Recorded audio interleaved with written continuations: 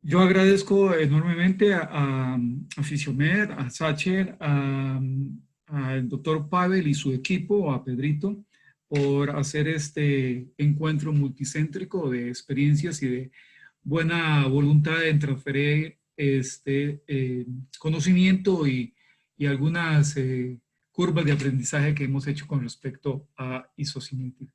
Voy a permitirme iniciar mi presentación. Bueno, se me ha asignado el tema sobre el análisis de las evaluaciones isocinéticas, la interpretación y configuración de un plan de tratamiento. Realmente entrar en esto es entrar en una isocinética basada en datos y los datos convertidos en una acción terapéutica. Ese es el principio fundamental. Obtener datos para convertirlos en algo útil en la inferencia sobre la salud de las personas. Cuando estamos con una unidad isocinética sabemos que podemos configurar varios aspectos. Hacer un ensayo previo antes de una medida establecida dentro de un protocolo estratégico de intención e inferir los datos que obtenemos en esta configuración de medidas hacia un entreno o un eventual plan de rehabilitación o de restauración funcional. Son múltiples las articulaciones que podemos evaluar y atender. No está solamente supeditado a lo que es el espectro de la exploración de la rodilla, a pesar de que rodilla está inundado dentro de la evidencia científica de gran cantidad de documentación. Yo invito a los que hacen isocinética a explorar también otros valores y obtener información importante y evidencia de reacciones a nivel de otros pivotes articulares. Bien, en una configuración de un programa de evaluación para obtener datos isocinéticos, podemos configurar no solamente el pivote articular, sino una serie de posiciones estructuradas que vamos a someter a ese pivote articular con respecto a la posición del paciente. Podemos hacer pruebas isocinéticas clásicas, isocinéticas balísticas, clásicas, movimientos pasivos continuos, evaluaciones isométricas en unidades específicas de orden que puede ser configurado por tiempo, por número de repetición o por consumo energético o trabajo ejecutado. Ya lo ha dicho el doctor Pavel, todo esto está dentro del espectro específico de la determinación de velocidades angulares que vamos a explorar y también dentro de recorridos articulares que obedecen a un concepto de normalidad, un valor estándar o alguna condición diferenciada de presencia patológica en rangos de movimiento. Las configuraciones pueden ser diferentes, pueden ser en diferentes articulaciones, con diferentes programas de configuración a nivel de velocidades angulares específicas que queramos o determinemos o sea conveniente estudiar para inferir los datos y interpretar la condición biomecánica fisiopatológica o morfofisiopatológica que pudiera estar presente en el paciente con respecto a ejecuciones aisladas y su desempeño a nivel funcional. Pero todo esto nos va a ofrecer datos. La idea es cómo interpretamos estos datos, alguna experiencia para tener hoja de ruta y observar lo que es observable, observar lo que es importante e inferir esos datos y convertirlos en una estrategia evidenciada con valores de respaldo hacia un programa de rehabilitación o entreno que pueda compararse en el tiempo. Sabemos que las pruebas isocinéticas pueden registrar velocidad angular, momentos máximos de fuerza, momentos máximos también de amplitud o angular de fuerza, conceptos también de trabajos totales y algunas relaciones agónicas, antagónicas o más bien dicho, músculos en condiciones opuestas frente a un movimiento lineal en una condición monoaxial o a nivel articular. Y por supuesto detallar aspectos biomecánicos. Pero un análisis básicamente se divide en dos grandes estrategias. Los análisis cualitativos que están relacionados con morfología de las curvas y los análisis cuantitativos que están relacionados con los valores obtenidos. Los análisis cualitativos están en función de generar una morfología específica de un arco isocinético o un miograma, como lo describe la doctora África al decirnos que es una expresión de fuerza a nivel angular con respecto a una relación de velocidad determinada en grados por segundo. Llama poderosamente la atención que podemos en estas condiciones hacer representaciones o obtener representaciones muy significativas que permiten detectar zonas de recorrido débil en una amplitud articular o incluso sospechar de condiciones de puntos dolorosos en una situación de transferencia de velocidad angular. No solamente esto puede ser interesante en un arco isocinético o un miograma isocinético, sino muchos otros elementos que también pueden ser observables y que pueden inferir en condiciones que pueden explicar su funcionalidad a nivel de diferentes pacientes. En este caso podemos ver que se van a dar dos grandes curvas o dos curvas específicas, una que obedece a un movimiento en una dirección, llamémosle por ejemplo una extensión específica, y otra contraria que se registra en condición negativa, pero que no es ciertamente negativa, que es el registro del movimiento en la otra dirección, por ejemplo, en una flexión como movimiento antagónico o contrario a la extensión. Hay un momento máximo de fuerza con una relación angular que es importante observar. Hay un comportamiento de reclutamiento de miofibrillas con respecto a la demanda de fuerza que se puede ir dando en las dos direcciones, que tiene gráficamente dos aspectos importantes a describir. Y hay otro momento de desreclutamiento o desaceleración que también es registrable. Uno de los aspectos que podemos observar cuando hacemos comparaciones contralaterales, de un lado, por ejemplo, derecho con el izquierdo, es si la amplitud articular en condiciones de normalidad son simétricas o particularmente podrían tener algún insumo de descripción patológica o limitación de bloqueo patológico o bloqueo meramente también óseo. Otro aspecto que también sería muy importante observar son los espacios de intercurva y la relación de los delay o los retrasos que pueden existir entre el cambio de una actividad neuromuscular en una dirección con respecto a la otra.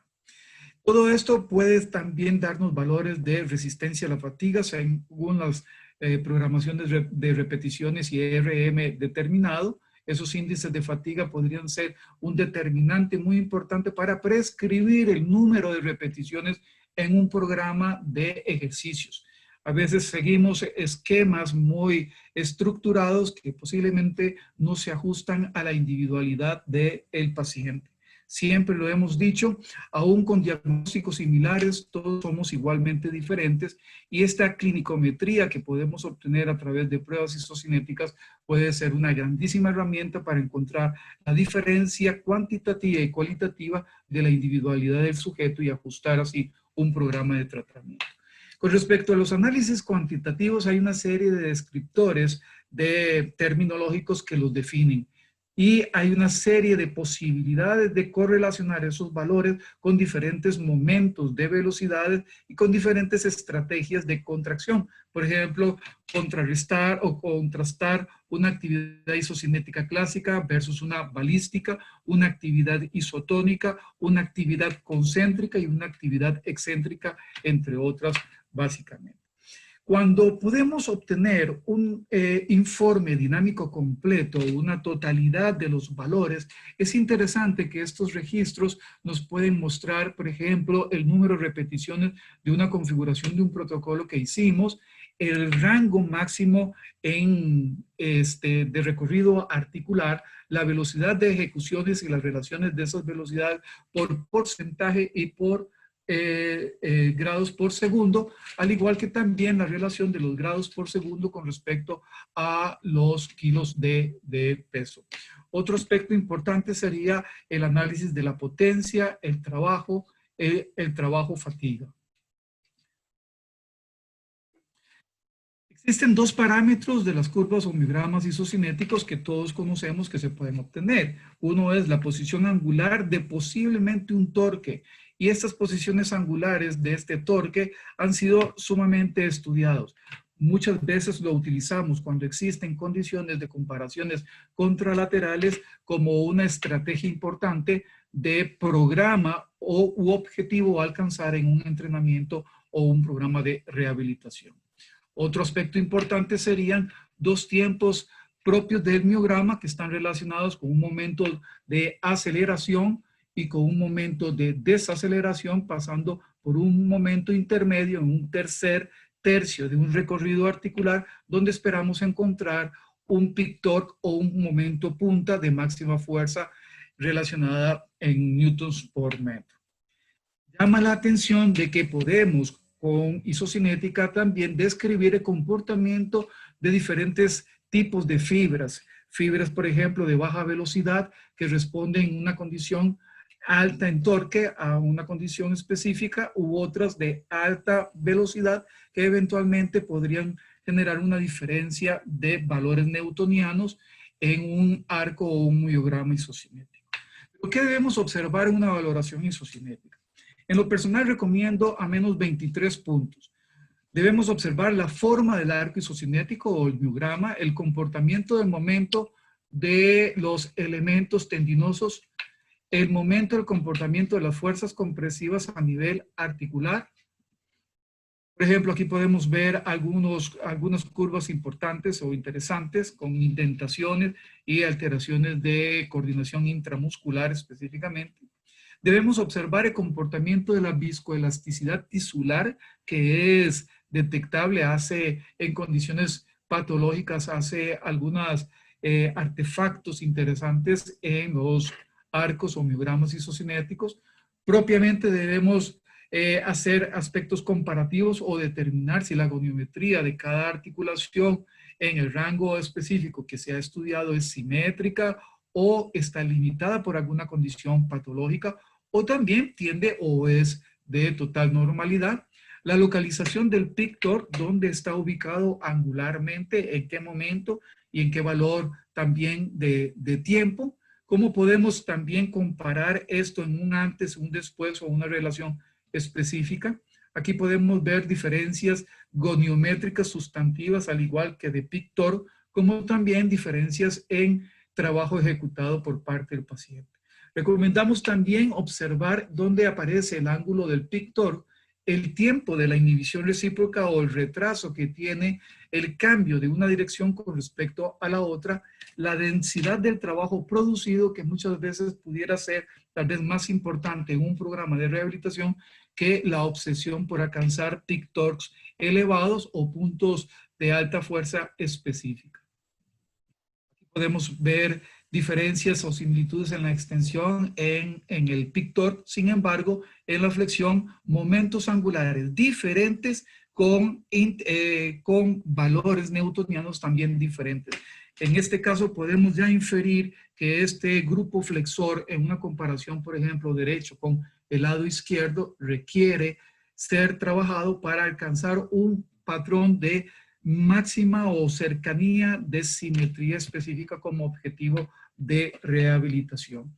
Aquí observamos el delay cuando filtramos y las distancias de la inhibición recíproca, que en algunas enfermedades neurológicas puede ser muy significativa en el análisis y la inferencia también de tratamientos. Aquí observamos, por ejemplo, la diferencia de trabajo que puede tener dos curvas, sin embargo, con una similitud de peak torque. Entonces, no todo es un momento punta de máxima fuerza, sino también de trabajo ejecutado en una unidad de tiempo sostenido que pudiera ser de mayores características y desempeños funcionales para la persona o incluso el paciente o en algunos casos el deportista. Tenemos la ventaja con estos sistemas de hacer un informe de diferentes valores. Podemos también obtener el comportamiento de los momentos de cada una de las repeticiones y el rendimiento de esas repeticiones a diferentes velocidades cuando se estandariza, por ejemplo, aquí en este caso 5 repeticiones, o cuando se hacen más número de repeticiones y el comportamiento de las mismas con respecto a la fatiga acumulativa que pudieran tener algunas unidades musculares. Por otro lado, el desempeño propio del alcance de fuerza en newtons por metro, o el comportamiento en repeticiones sucesivas y momentos específicos de claudicaciones de fuerza que nos pueden permitir generar un RM mejor objetivizado hacia una prescripción de tratamiento o de rehabilitación específica. Otros aspectos que podemos poner atención es en el ratio de las relaciones de los dos movimientos. Puede ser una rotación externa confrontada con una rotación interna, un ABD con un ADD, una extensión con una flexión, una desviación cubital con una desviación radial, una dorsiflexión con una flexión plantar. Al igual que también podemos establecer observaciones sobre la relación entre las gráficas de diferentes velocidades, qué tanto se alejan cada uno de los desempeños de trabajo y fuerza como potencia con respecto a diferentes velocidades. También el tiempo necesario para alcanzar el pictor, que estaría relacionado también con el concepto que ya el doctor Pavel nos ha compartido de potencia. La posibilidad de hacer aspectos comparativos y ver cambios en el tiempo, no solamente con una evaluación inicial, sino con evaluaciones sucesivas y estrategias que pueden ser con la máquina o fuera de la máquina, que nos muestren evidencia de los cambios objetivos que se están obteniendo en el paciente y en las condiciones específicas del paciente. Las velocidades angulares se pueden relacionar en cuanto a desempeño, sean solamente en contracciones concéntricas o confrontando las actividades de contracciones concéntricas con contracciones excéntricas para entender si existe potencial de recuperación, incluso supramáximo a esas condiciones deficitarias que el paciente pudiera tener. También podemos observar relaciones de valores ipsilaterales como de valores contralaterales, como relación de valores evolutivos en el tiempo. Esto ya se ha mencionado varias veces en el día de hoy, pero es de grandísima utilidad poder ir viendo y midiendo por dónde van los valores que va obteniendo nuestro paciente y validando las estrategias de rehabilitación o entrenamiento que estamos haciendo con respecto a ellos. La relación de valores contralaterales es siempre fundamental. Sabemos que existen porcentajes que no deberían en algunos pivotes articulares superar el 10%. Más allá de esto, podrían ser considerados patológicos, al igual que también la morfología propia que presentan esas curvas. Si hay indentaciones, si hay muescas, si hay tendencias a concavidades, si hay decalajes, si existen algunos artefactos que sean patognomónicos, incluso de algunas curvas con algunos padecimientos patológicos que el paciente pudiera presentar. Lo cuantitativo y lo cualitativo deben ser correlacionados con la ejecución y el gesto que el paciente hizo durante la prueba en el dinamómetro. Todo esto al clínico le puede dar datos muy objetivos para explicar y correlacionar las alteraciones morfológicas de las curvas con la patología o la dolencia que el paciente pudiera estar presentando y así interpretar esas deficiencias frente a una estrategia de trabajo de fuerza, potencia, velocidad y otros valores importantes.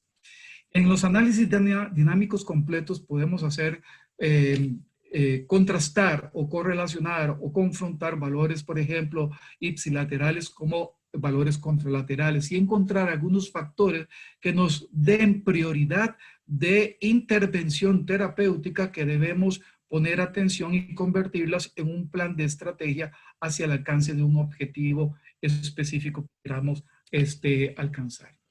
Cuando podemos medir y detectar un comportamiento, podemos comparar entre un antes y un después según las estrategias que estamos haciendo con el paciente o la evolución espontánea que el paciente pudiera tener o el deportista pudiera tener o la validación de un programa acertado o equívoco que pudiéramos estar haciendo frente a un programa de rehabilitación o entrenamiento.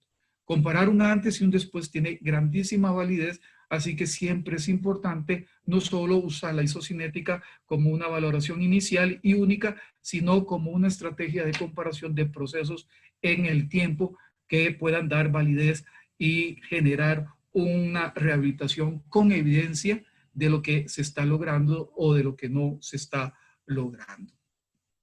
Bien, otro de los aspectos importantes que considero en las interpretaciones a observar es el número de repeticiones y su comportamiento, el índice de fatiga, la potencia realizada. Aquí vemos diferentes comportamientos de repeticiones. La pendiente de la primera parte de la curva, que generalmente obedece al primer tercio de la elevación, el espacio de intercurva, el descenso, el comportamiento de reclutamiento de miofibrillas en la última parte de la curva y la morfología propia de la curva, si tiene tendencias a la concavidad o si es una línea ligeramente o una curva ligeramente convexa como es esperable. La correlación interesante de los momentos isométricos con los hundimientos o las concavidades pueden ser significativamente estratégicos para establecer programas de rehabilitación y subsanar esas condiciones que estamos encontrando en el paciente, incluso a pesar de que pudieran haber condiciones mecánicas comprometidas y sintomatológicamente expresadas por el paciente. Otro de los aspectos también que considero importante es ver la presencia de hebras de fuerza variables que pueden darse tanto en el compromiso de la coordinación intramuscular como también en la coordinación intermuscular. Aquí podemos ver algunas fuerzas variables que pueden ser subsanadas con modos isocinéticos balísticos de una forma muy interesante, a lo cual se va a referir la doctora Ana Belén posterior a nuestras presentaciones. Estas fuerzas variables pueden estar relacionadas con condiciones intrínsecas a nivel muscular o con condiciones de compromiso neuromuscular o supratentorial en nuestros pacientes. Hundimientos con cavidades pueden expresar incluso laxitudes ligamentarias en fuerzas compresivas a nivel articular que no tienen la estabilidad propia y que pueden ser patognomónicas y estar correlacionadas con imágenes y pruebas de gabinete que puedan validar o ratificar condiciones específicas de lesión y estrategias preoperatorias como también evaluaciones postquirúrgicas que puedan ajustar o que uno pueda hacer un ajuste según los valores obtenidos frente a una condición de proceso o plan de intervención terapéutica a seguir.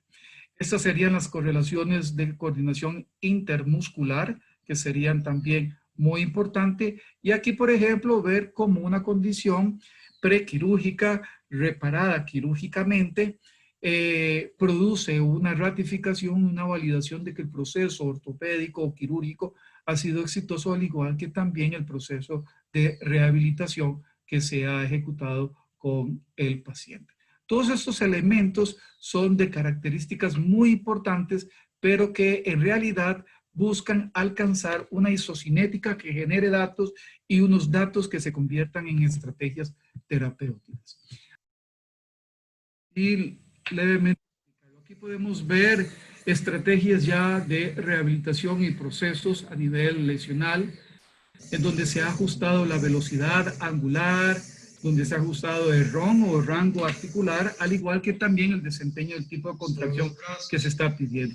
Estrategias neurológicas como tipo espejo, en donde el robot puede ser un sistema activo asistido o resistido, o la rehabilitación de lesiones tendinosas parciales que pretendan producir mecanotransducción y modificaciones plásticas en tejidos lesionales, o procesos que puedan empezar por movilizaciones pasivas controladas en amplitud, en velocidad, y que gradualmente puedan ir agregando participación volitiva moderada o máxima por parte del paciente, o aquellas experiencias sensoriales de experimentar el movimiento que se desea entender para poder rehabilitar, o la movilización propia a nivel de la articulación sin compromiso meramente de participación de actividades contráctiles. Todas estas son posibilidades terapéuticas que pueden partir de evaluaciones previas que nos permiten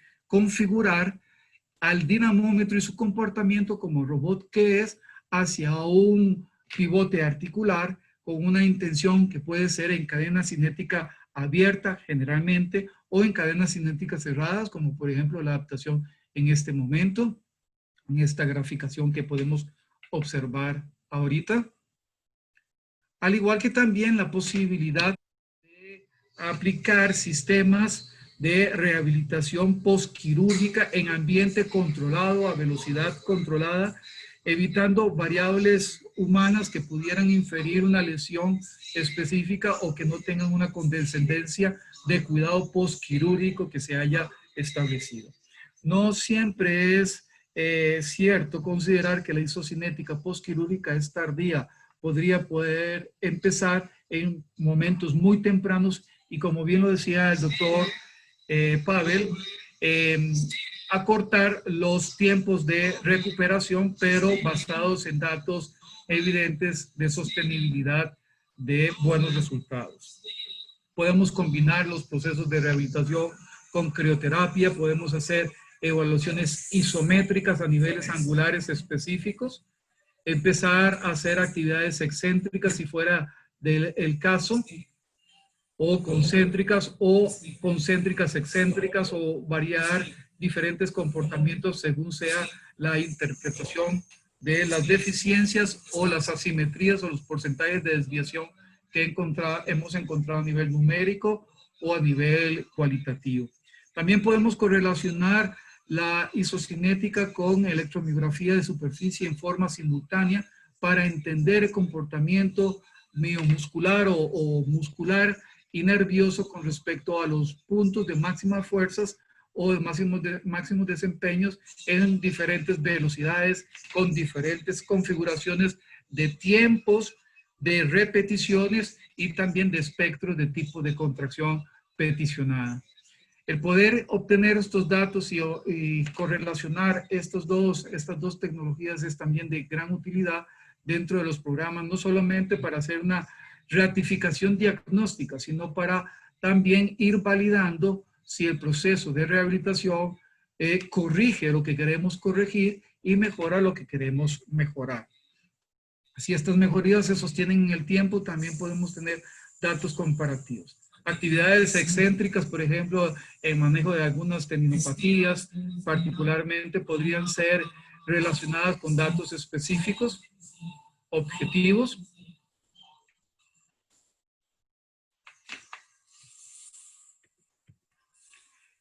Y todo eso nos va a dar una serie de datos que debemos correlacionar e interpretar y ver dónde están los déficits, dónde están las prioridades de trabajo que debemos resolver en el paciente, cuáles serían las mejores estrategias que podrían modificar eso, y si esas estrategias han modificado el cuadro clínico del paciente, nos permitiría avanzar o corregir el derrotero propio de un plan de tratamiento en rehabilitación o incluso de programa de entrenamiento deportivo, si fuera el caso.